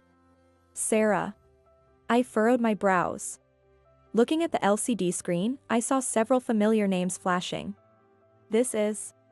The name Sarah Harper and the company she runs, Jupiter Cosmetics, were mentioned. It was reported that the face wash sold by Jupiter Cosmetics contained fraudulent ingredients. The products from Jupiter contained ingredients that, though now strictly regulated in terms of allowable amounts, were used far beyond the legal limits. Many people developed severe allergic reactions, with their faces swelling or even experiencing anaphylactic shocks. The information posted on the internet quickly spread far and wide. Emma seemed to have noticed it through a retweet from a friend who used these cosmetics. Sarah is probably going to face a lot of trouble now. Grandpa too. Yes. They might come to you for help. It's okay, Emma. You don't have to worry about that. Those people are now leading lives that have nothing to do with us anymore. Yeah, I understand. I made up my mind firmly. A few days later, Sarah's company's scandal was already being reported on TV. According to the news, there were about 300 victims, and a group of lawyers was demanding compensation in the hundreds of thousands of dollars. Margaret, when your own sister is on the news like that, you must be restless. I've already caused so much trouble for you with Sarah and Frank's issues. We should have nothing to do with those kids anymore. They are a disgrace to the Harper family. Yes. And who knows what kind of bad luck they might bring in the future. Tyler made sure that Sarah and the others would not come near the main house, instructing all household members to be cautious. There was no way he could feel good about Sarah, who had snatched away her own sister's husband and then caused a national scandal. My feelings were complex. My mind was uneasy and restless. But my fears were soon realized. A few days later, I received a call from an unregistered number. Hello, Margaret? Shockingly, it wasn't Sarah, but my ex-husband who called. What do you want now? Don't be so cold. I need a favor. No. Just hear me out. I officially registered my marriage with Sarah recently. And I also took on a director's role at Jupiter. Then this mess happened. So, what about it? I need you to lend me some money. Your father was quite wealthy, wasn't he? Didn't he leave you a hefty inheritance when he passed away? Are you kidding me? After everything, you're going to drain my father's inheritance too? Don't ever contact me again. The audacity of a man who had abandoned his family for his wife's sister, now trying to tap into his ex-wife's inheritance. I was seething with rage. I struggled to keep my composure so that Emma wouldn't notice. Grandma, I'm home. Emma had returned home. Perhaps there was track practice today. Under the early summer sun, Emma's face was slightly sunburned. What's wrong? What do you mean, what's wrong? Because, Grandma, you're crying. Startled, I touched my face and realized that several tears were streaming down my cheeks. I'm sorry, I'm so sorry, Emma. I didn't mean to involve you in this, really I'm sorry. Unable to stop the tears, I covered my face with my hands and sobbed. Then a gentle hand landed on my head. It was Emma's hand. Grandma, don't cry. I could see Emma looking into my face with concern. The dark emotions I had been suppressing all this time suddenly overflowed and couldn't be stopped. During that time, Emma kept patting my head, comforting me with a there. Grandma, you've done nothing wrong. I couldn't reply. Is that really true? If only I had paid more attention to my husband after Michael passed away. If only I had been more empathetic towards him. If only Michael and his group hadn't met with that accident. Would our fate have changed? But now, everything was irretrievably lost. Grandma, let's be happy together. Can we really be happy? If you wish for it, surely we can. Yes, you're right. I'll be with you, so it's going to be all right. Ah, my sweetheart. I burst into tears of laughter. It was then that I truly felt grateful from the bottom of my heart that Emma had survived. That night, I made a decision. I decided to finally demand child support from Frank. Emma, I need to talk to you about something. What is it? I'm thinking of starting a flower arrangement class again. What do you think? Emma's face brightened up instantly. I think that's great. I totally agree. I believed that securing a substantial amount of money was absolutely necessary to properly raise Emma. Emma happily accepted the suggestion with a smile. The Harper family members are all kind. I never felt uncomfortable here, but I was beginning to think about starting a new life just with Emma. Taking care of the many beautiful flowers in this floral nursery deepened my love for them. Flower arrangement was one of the hobbies that my and Sarah's mother had made us learn. Sarah gave up halfway, but I loved flowers, so I continued. A few weeks later, Sarah called us. Margaret, what's this about? You demand child support from Frank out of the blue? There's nothing much to it. It's simply my right, considering what I've endured from you guys. You're the one to be blamed because you got your husband stolen.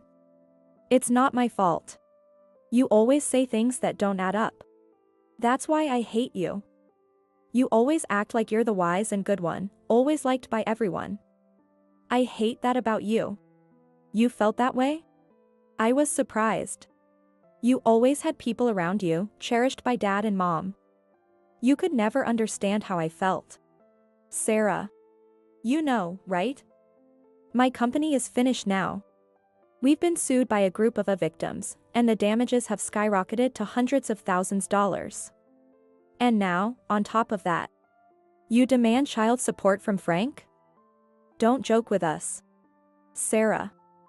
I've always felt inferior to you as well. We were the same. It's sad that I only realize it now. But I can't back down this time. It's also for Frank's sake. Michael, please watch over us from heaven. I promise to raise your daughter well. Reconciling with my sister and ex-husband during their lifetimes might be difficult. But that's all right. I've decided to live by my own beliefs. I am determined to find happiness with Emma. The following week, surprisingly, 2 pieces of good news arrived from school. First, Emma had achieved great results in track and field, qualifying for the national championships in hurdles. And the other was, really? You're painting? Yes. Grandma, I get to go to the Netherlands. At first, I couldn't believe my ears. Emma's painting had won a competition. Emma had entered a summer painting contest organized by a leading domestic art supply company. Her painting won the grand prize and would be exhibited in a prestigious museum in the Netherlands for a limited time.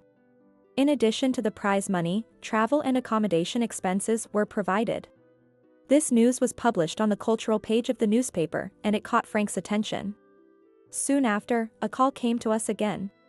Hello, is that Emma? It's been a while. How are you doing? I'm fine. I saw the newspaper. It's amazing, winning such an award. Make sure to show it to Mayor too. I can't show it to you. It's going to be displayed overseas. I heard there was also some prize money. Could you get your grandma? There's something I'd like to discuss. I can't do that.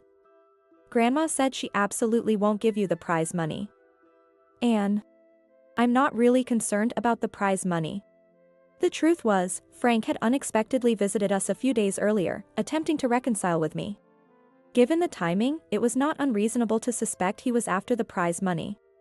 I had no intention whatsoever of getting back together with him. By this time, he was completely devastated and worn out. The financial losses from Sarah's cosmetics business, compensation for a class action lawsuit, and child support for Emma had driven them nearly insane. Or perhaps they had already lost their minds. Sarah's beauty had faded, and she looked much older than her age. No longer concerned about appearances or makeup, she was on the brink of madness. The affair that had stolen her sister's husband had exacted a higher toll than imagined. After scrambling for money, they ended up hundreds of thousands of dollars in debt. Frank and Sarah were both physically and mentally exhausted. Their marriage had been troubled from the start and was now on the verge of collapse. If I had known it would come to this, I would never have married you. You're useless. What did you say? It was you who seduced me first. I'm the one who was deceived. Give me back my life. At that moment, Frank realized that Sarah had never really loved him.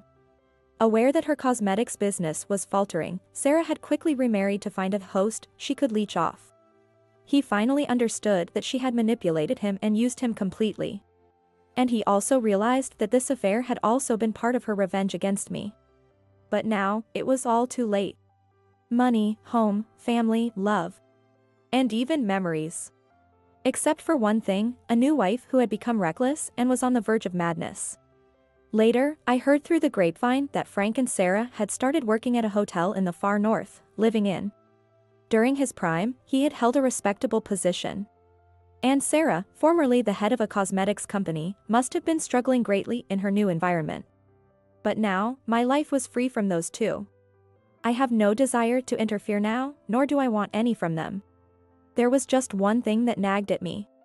The hotel was very close to the last place Michael and his family visited before the accident.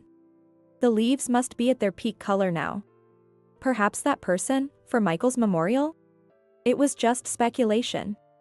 But Michael was our irreplaceable only son. That much was true. Looking back, it all started with that accident. No one to blame, no one could be blamed. It was just a painful memory filled with regret and sorrow.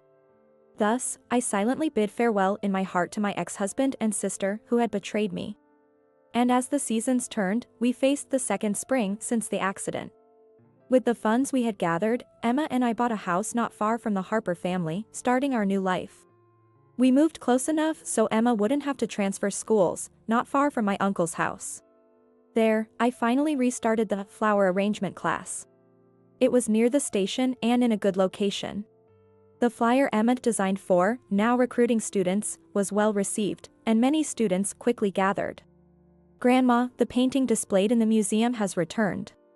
In Emma's hands was a painting of Michael, his wife, Erica, and Emma herself gazing at a field of flowers illuminated by the sunset. No matter how many times I look at it, it's a beautiful painting. I'm sure Michael and Erica are also happy. Yeah, I think so too. We smiled at each other. What do you think about displaying this painting in the flower arrangement class for a while? Of course.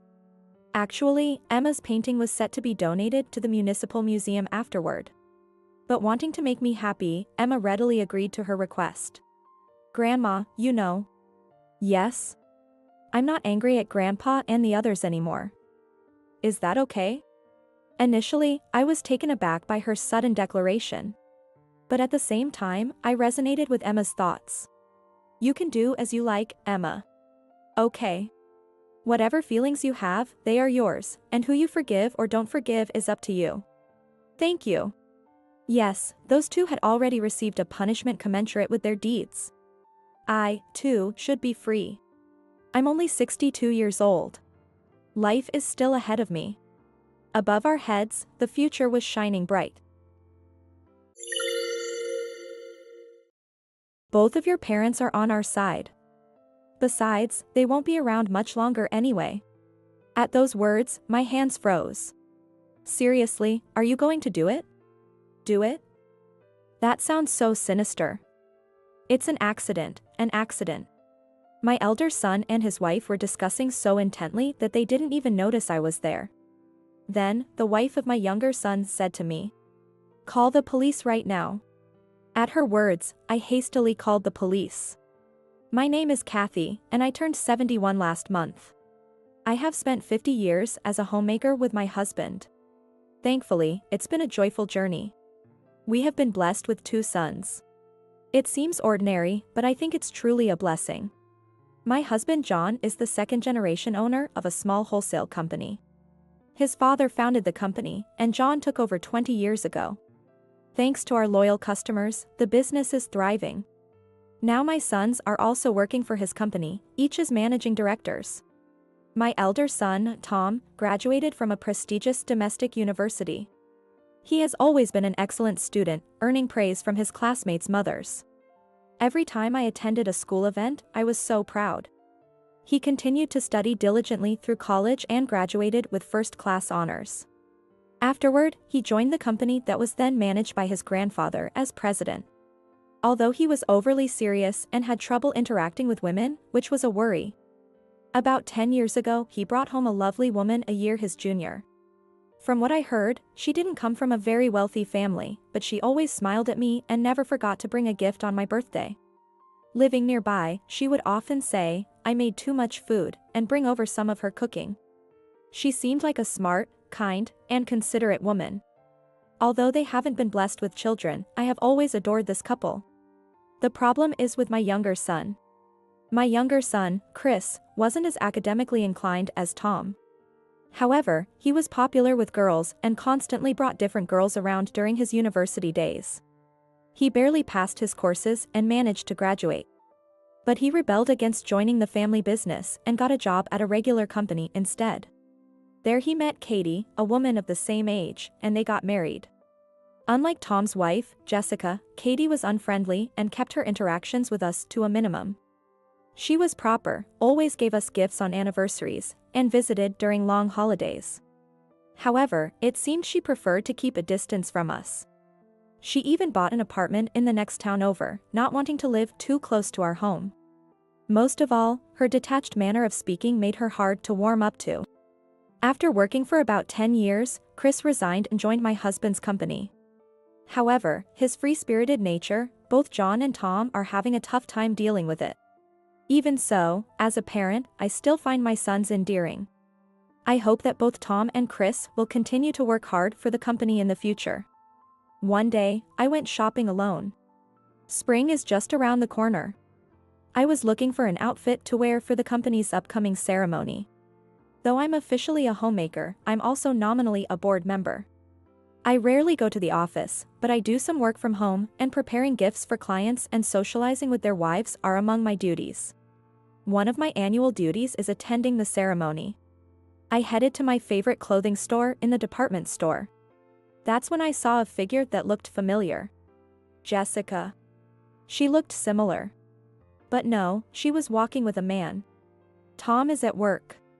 Thinking it must be someone else, I was still curious about the two of them. They entered a luxury brand store. I felt relieved. I knew I had the wrong person. Jessica is supposed to be frugal. I have never seen her with branded items before, and both Tom's and Chris's salaries are no different from ordinary executives. They probably couldn't afford luxury brands except maybe on special occasions. Tom wouldn't say so, but Chris has complained to his father several times, saying, "The pay is too low, I can't buy anything." I should have never switched jobs. With a child, Chris probably has even less financial leeway. Anyway, it's unlikely for Jessica, a full-time homemaker, to be visiting such a high-end brand store. I felt a bit silly for my misunderstanding. Finding the situation somewhat funny, I left the place. And then, our company held the ceremony. This year, we welcomed one mid-career hire and 3 new graduates. It's not a very large company, but we hire about this many employees every year. This year's hires were all from the countryside. And I hope they will stay with us for a long time as I watch the ceremony conclude without incident. The real issue came afterward. Heading to the president's office, I found Chris and John arguing. "Something's off, Dad. You must be up to something." Chris was red-faced and confronting John aggressively. Tom was nervously trying to calm Chris down.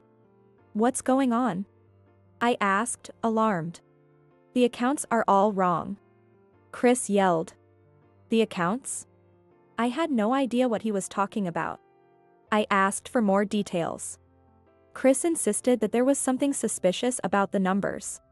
"You're embezzling, aren't you?" John shouted back. "Don't be stupid. That's why these clueless second-generation presidents." "What do you mean by that?" The argument between John and Chris seemed to escalate. "Enough." At that moment, Tom's angry voice filled the room. "I'll look into the numbers. Both of you, cool it down. We shouldn't have discussions like this at the company, it could unsettle other employees." Tom said this to them. Indeed, the elder son is reliable. I was impressed by Tom's intervention. Both John and Chris fell silent at his words. Leaving it to Tom gives me peace of mind. A few days later, Tom told John. There was nothing suspicious in the books. However, there was one case of a double payment. I've contacted the party involved. and they've agreed to apply it to next month's account. It was probably that which made Chris suspicious. It's good he noticed, it helped us catch the mistake. John was impressed by Tom's words. Indeed, Tom's intelligence in handling misunderstandings is commendable. I sometimes wonder how I ended up with such an outstanding son. After the busyness of April and this parent-child fight settled down, John and I came to dinner. It had been a while since we dined just the two of us. We splurged a little, opting for a course meal at the region's top luxury French restaurant, which had earned a Michelin star. The glittering meal was a delight to behold. Soon, it'd be nice if Tom and Chris could afford to bring their families to a place like this. We should think about their salaries. I mentioned to John while enjoying our meal. Well, maybe for Tom, but it's still too soon for Chris. John replied. But Chris has 3 kids, and he keeps saying his salary is too low. If he worked as hard as Tom, I'd consider it. John said, laughing off the conversation. Oh, come on. I replied, somewhat exasperated. After enjoying all the courses, our stomachs were nearly full. The dessert will be served last, said the waiter, who then took our drink orders and left.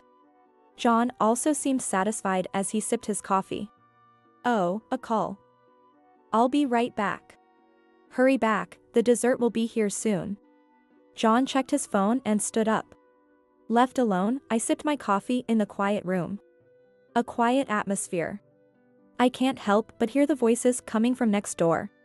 Come on. The voice was loud. At the same time, it sounded familiar. Calm down. I'm just saying let's wait and see. It was Tom. The earlier voice must have been Jessica. I wondered if they were here celebrating an anniversary or something today. Realizing they were coincidentally in the next room made me happy. I decided to wait for John to return so we could greet them together. They would surely be surprised to see us here. I waited quietly for John. I hadn't intended to eavesdrop, but the familiar voices of the two were clearly audible. What good will waiting do? I didn't expect Chris to notice. Well, not just audible, their voices were quite loud. Fortunately, this room was the second to last at the back. Tom's and Jessica's voices, emanating from the deepest room, shouldn't reach anywhere but here. It's fine since it's us, but if it were someone else, it would certainly be troublesome. I thought I had to tell them to be careful. However, what I would hear next made any caution irrelevant. It's fine. Your parents are on our side. Besides, they won't be around much longer anyway. At those words, my hand stopped moving. Really, are you going to do it? Going to do it? That sounds so sinister. It's an accident, an accident. They were talking so earnestly that they didn't realize I was here, or that their voices could be heard in the next room. More importantly, the money. You can skim off more, can't you? Last time I managed to pass off the double payment, but what should I say if Chris catches on next time? I looked up and froze. I didn't want to think about it. Tom had always been so serious and trustworthy. But listening to this conversation turned my face pale. I was certain of it. The reason Chris and John had been arguing after the ceremony, it was because of these two. They had been embezzling money from the company. Trembling, I called John. But he didn't answer, maybe he was still on another call. I needed someone reliable, so I dialed again. Hello? This person answered immediately. Chris? Where are you? Can you come here now? It was my younger son, Chris. He must have sensed the urgency in my voice. He said he'd come right away and hung up. Within just 5 minutes, John arrived with Chris and his wife, Katie. It seems they met outside. Apparently, he told them I had called for them. Kathy, what's going on? Chris said you called him. John began, but I silently shushed him by placing a finger to my lips. The ice cream that had arrived while he was on the phone was already melting. I quietly pointed to the room next door. The 3 of them exchanged looks. They sat down quietly, and we all focused on the voices coming from the next room. I had been listening alone to the horrifying conversation while John was away. And even as time passed, they continued their discussion. The conversation was only interrupted when the waiter brought their meals. Then it resumed. The betrayal by Tom and the content of their conversation was making me feel ill. Jessica? Katie muttered softly. Now John, Chris, and Katie could hear and understand who was next door. So, use the daffodils, right? It's like those accidents where people mistake them for chives. Jessica's voice was clear. The three of them hadn't fully grasped the situation yet. At least she'll be hospitalized for a while. If we're lucky, there might even be a funeral. So, we need to make sure the embezzlement isn't discovered until then. Chris let out a soft huh in disbelief. So, we might as well wait and see, right? Tom's voice was also heard. This conversation had been repeating for a while now. No way. We can't let the money run out. Jessica responded to him. If we get caught, they won't pass the company on to me. It's impossible we'll get caught. Besides, it'll be over before that happens, right? She must have thought their conversation was serious. Katie quickly operated her phone to start the voice recorder. John remained silent, saying nothing. Chris was trembling with rage. So, using daffodils before getting caught. That's why they were planted in the garden. Yes, exactly. I've also been preparing meals and sending them over. Since they like my cooking, they won't suspect if it tastes a bit off. They'll just think I made a mistake. I understood their plans and their hidden faces all too well now. What should it be? Maybe a chive omelet? They'll need to eat plenty. I wonder how much insurance they have on them? Jessica's voice was cheery, followed by loud laughter. Knowing Dad, he's definitely got a hefty policy. Finally, I might become the president. It was worth obeying them all this time. Tom's voice was triumphant. Angered, Chris stood up. John said nothing to stop him. Stop. It was Katie who intervened. Why? I asked her, incredulously. She is unfeeling. Perhaps she feels detached because she has never had a close relationship with us. But Katie replied calmly. If we storm in now, it'll just play into their hands. They'd likely convince you guys. John and I fell silent. So what should we do? They're planning to poison Mom and Dad. Chris exclaimed. Katie responded. It's okay. I've got evidence. So please, call the police right away. I hesitated. Calling the police seemed like an extreme step. This is a clear case of embezzlement, and they are putting you two in danger. It's a crime. If we don't act, you might. Katie's words made me realize the gravity of the situation. We could be in real danger. The thought made me shudder. I hurriedly called the police. Katie spoke to the restaurant staff, arranging for them to slow down the service of the meal to prevent the two from leaving. And she also apologized for the inconvenience. Without her, Chris and John, driven by anger, might have barged into the next room, and I, drained of courage, might have let the two of them go unpunished. Soon, the sound of a police siren was heard. Katie went outside to guide the officers. She instructed us to stay in the room and wait, as we three wouldn't be able to remain calm. I could hear Katie and the police officers' voices. Then they opened their room. What is this about? Jessica's voice could be heard. Katie. And it seems they both noticed Katie.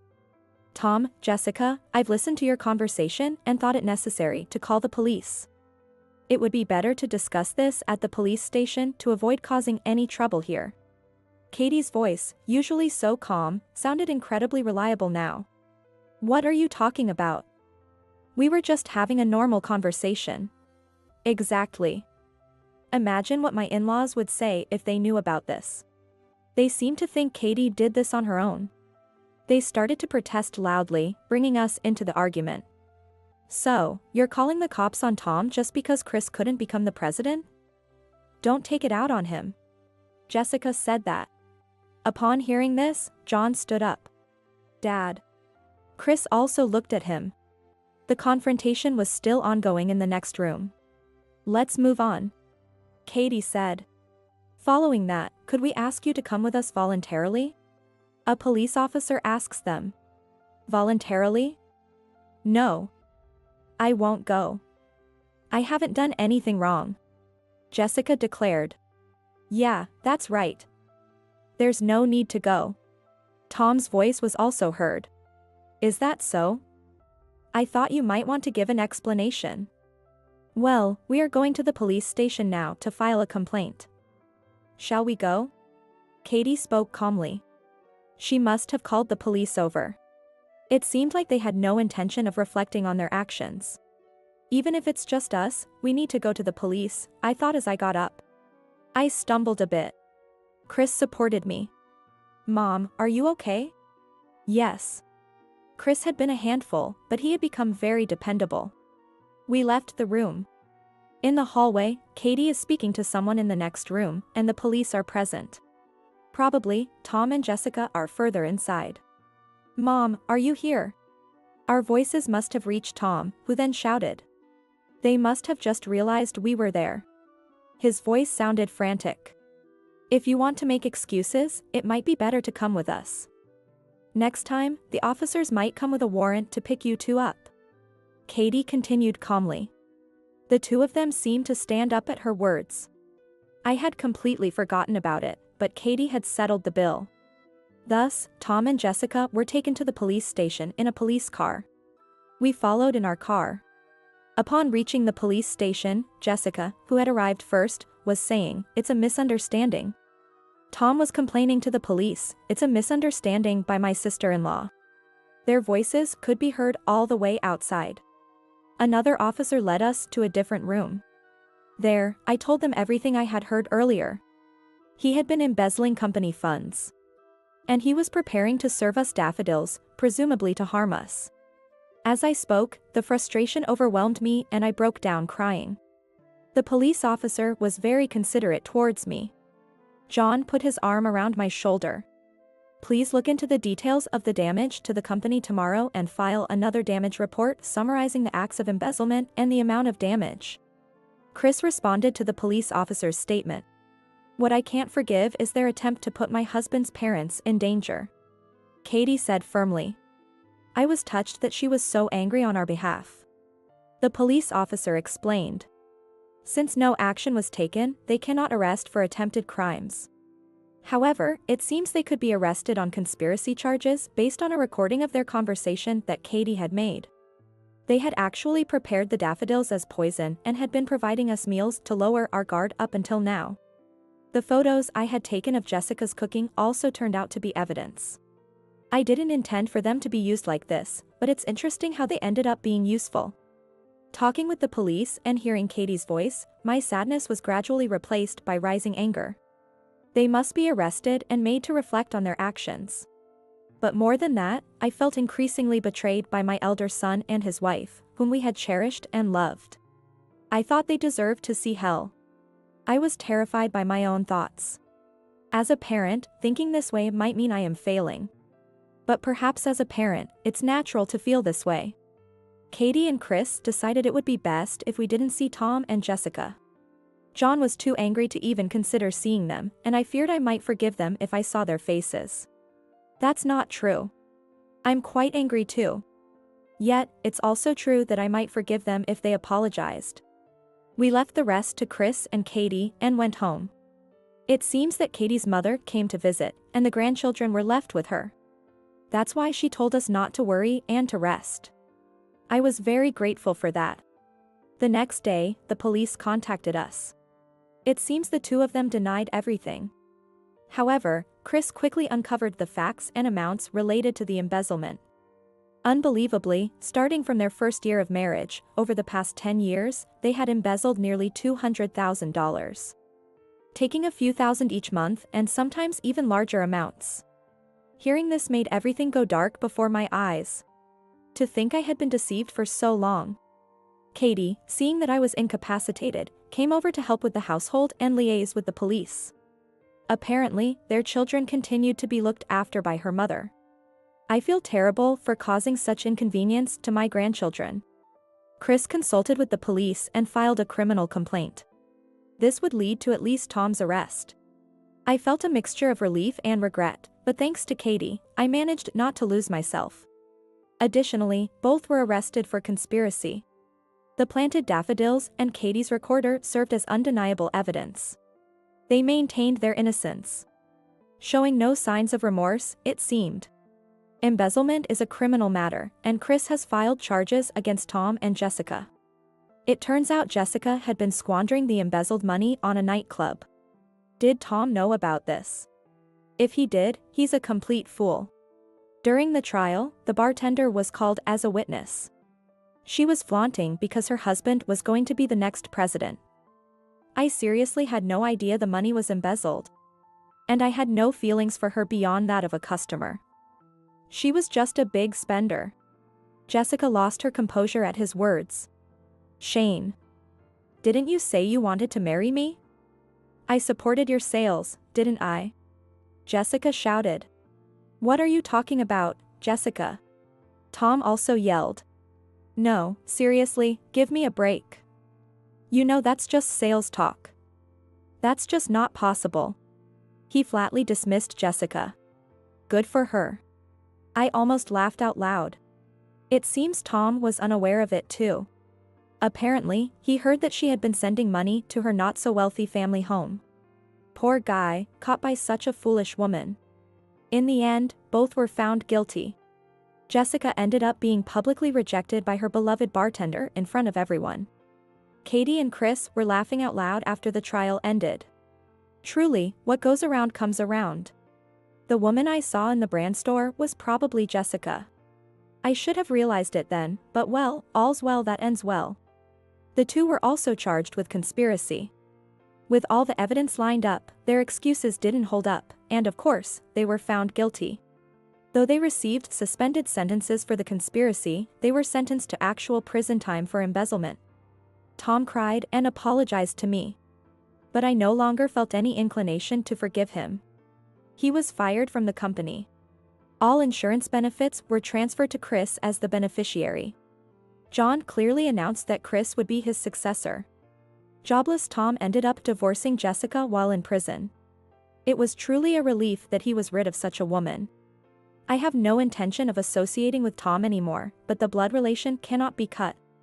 The police said that relatives should support him to prevent reoffending, but Tom is an adult, and that woman is gone. Without needing to rely on his aging parents, he will surely manage to live on his own. Trust does not return so easily. I doubt I will ever trust Tom again until I die. Afterward, Chris firmly took over John's job as the successor. Katie really helped us a lot. Without her, this matter might not have been resolved. I went to Katie's house to thank her. Grandma. My grandchildren happily ran towards me. While apologizing for the mess, Katie led me into the living room, saying, I'm sorry it's so cluttered. Due to the distance, I seldom visited Chris's house.